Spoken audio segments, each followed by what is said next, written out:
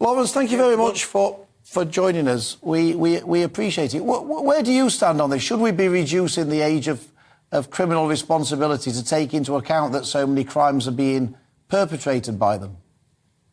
Well, I've been accused over the years of wanting to radically lower the age of criminal responsibility, but I think one has to take a sensible look at this.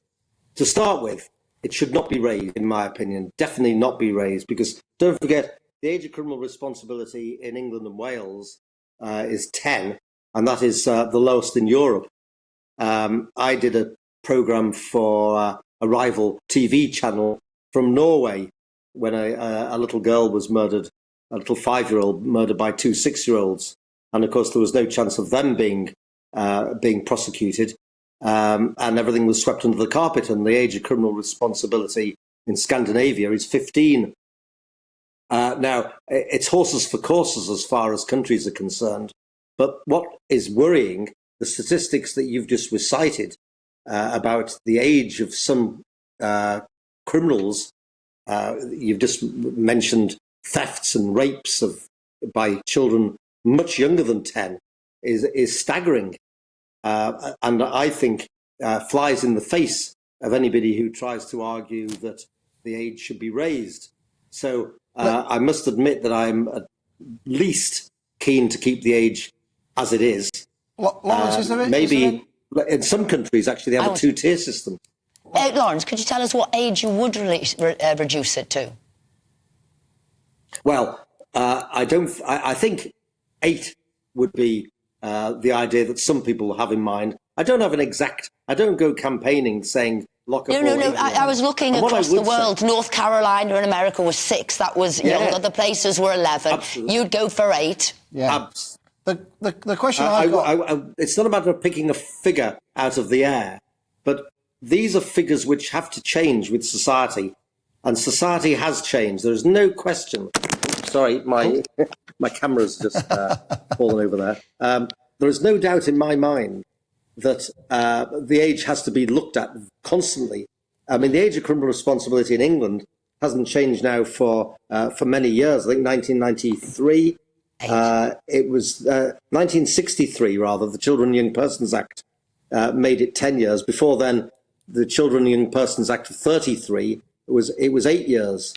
But society has changed so much, and those statistics are frightening. They are absolutely staggering. And what is the reason for it?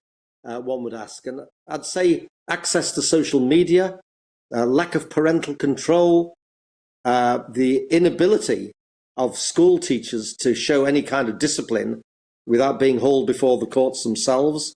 I mean, society has changed so much that really, I don't think there's a simple answer to this problem.